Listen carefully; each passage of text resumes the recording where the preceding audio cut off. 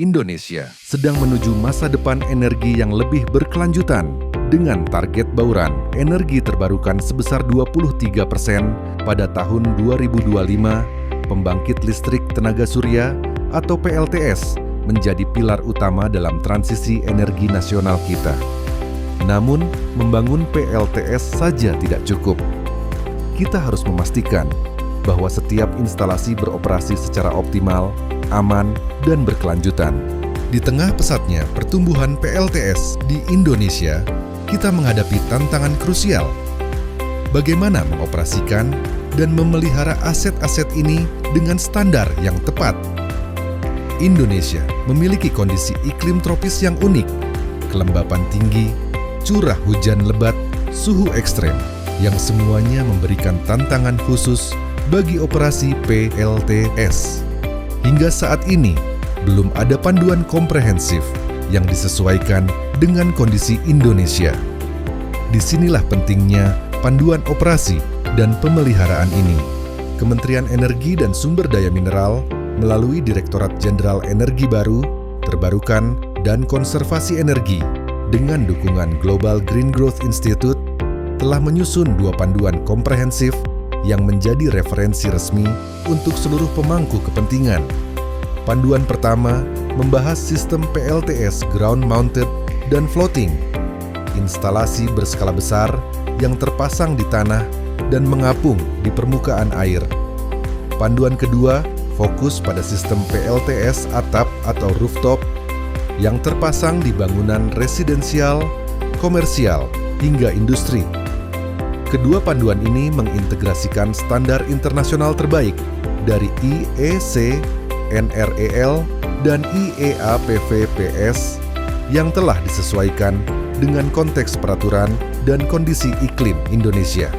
Panduan ini dirancang untuk melayani semua pihak yang terlibat dalam ekosistem PLTS, operator pembangkit yang menjalankan operasi harian, penyedia jasa operation and maintenance yang bertanggung jawab atas pemeliharaan, investor yang ingin memastikan nilai aset mereka terjaga, PT PLN sebagai operator jaringan, regulator yang menetapkan standar dan kepatuhan, teknisi lapangan yang melakukan inspeksi dan perbaikan, dari manajer hingga teknisi, dari pengambil kebijakan hingga pelaksana di lapangan, semua akan menemukan panduan praktis yang mereka butuhkan. Kedua panduan ini disusun secara sistematis dengan 12 bagian utama yang saling terkait. Mari kita telusuri strukturnya. Bagian 1. Pengenalan dan gambaran umum. Membahas teknologi fotovoltaik dari prinsip dasar hingga perkembangan teknologi sel surya terkini. Sangat penting. Pertimbangan khusus untuk iklim tropis Indonesia. Bagian 2. Kerangka peraturan dan standar. Panduan kepatuhan lengkap dari peraturan KESDM, Standar Nasional Indonesia, hingga persyaratan teknis PLN untuk penyambungan ke jaringan. Bagian 3. Struktur organisasi dan kompetensi. Bagaimana menyusun tim operation maintenance yang efektif?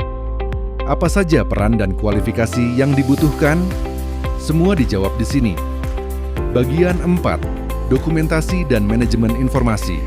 Pentingnya pencatatan yang baik, dari manual operasi hingga sistem manajemen dokumentasi digital. Bagian 5. Manajemen operasi. Inti dari operasi harian, sistem pemantauan, prosedur operasi standar, analisis kinerja, dan manajemen interaksi dengan jaringan PLN. Bagian 6. Pemeliharaan preventif. Mencegah lebih baik daripada mengobati. Panduan lengkap untuk pemeliharaan terjadwal, inspeksi visual dan termografi modul, perawatan inverter, pengelolaan vegetasi untuk sistem darat, hingga pencegahan biofouling untuk sistem terapung. Bagian 7. Pemeliharaan korektif. Ketika masalah terjadi, bagaimana merespons dengan cepat dan tepat? Dari deteksi alarm hingga troubleshooting, perbaikan komponen, hingga manajemen suku cadang. Bagian 8. Kesehatan, keselamatan, dan lingkungan. Keselamatan adalah prioritas utama. protokol lengkap untuk keselamatan listrik, bekerja di ketinggian untuk sistem atap, keselamatan di air untuk sistem terapung, hingga pengelolaan limbah B3. Bagian 9. Evaluasi dan peningkatan kinerja. Mengukur untuk meningkatkan. Metodologi evaluasi berdasarkan standar IEC, analisis kerugian sistem, dan strategi optimisasi berkelanjutan. Bagian 10. Pertimbangan khusus teknologi. Setiap jenis PLTS memiliki keunikannya. Untuk sistem ground mounted, fokus pada manajemen lahan, pengendalian erosi dan vegetasi, serta pemeliharaan fondasi struktural. Panduan dilengkapi dengan 41 prosedur inspeksi detail, mulai dari inspeksi modul PV dan sistem racking, hingga pemeliharaan inverter, transformator, dan infrastruktur pendukung.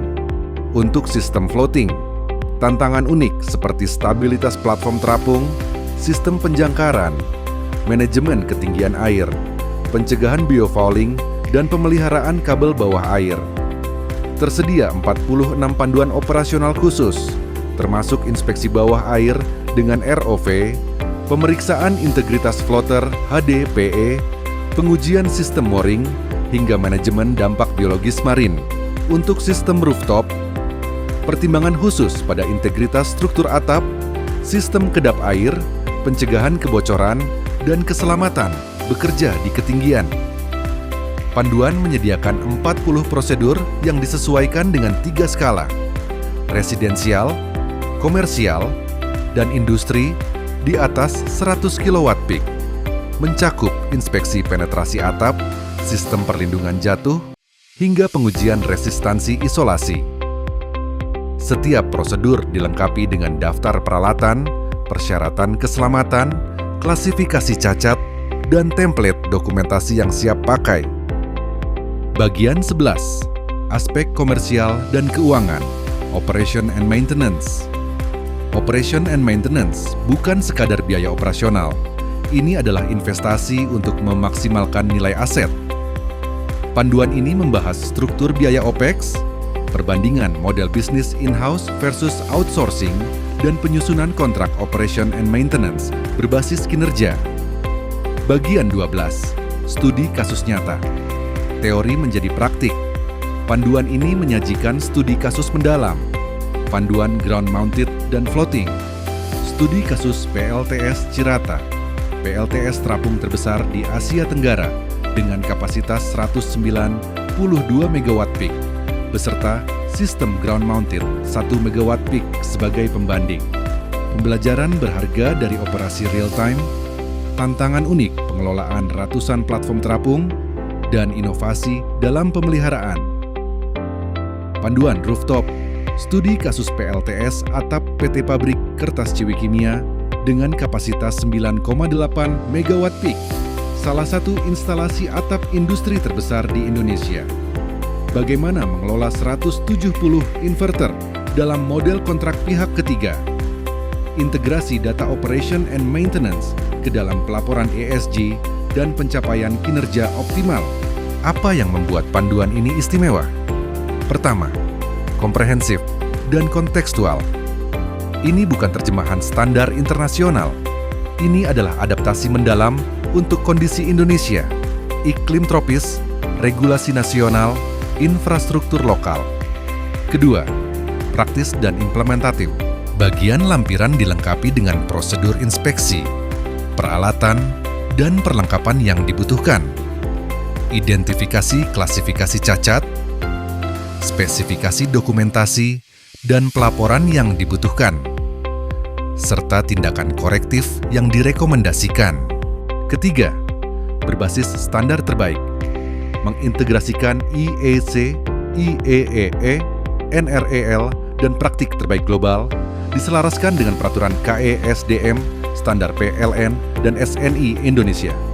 Keempat, holistik dan terintegrasi. Dari aspek teknis, operasional, SDM, keselamatan, lingkungan, hingga finansial, semua tercakup dalam satu kerangka kerja terpadu.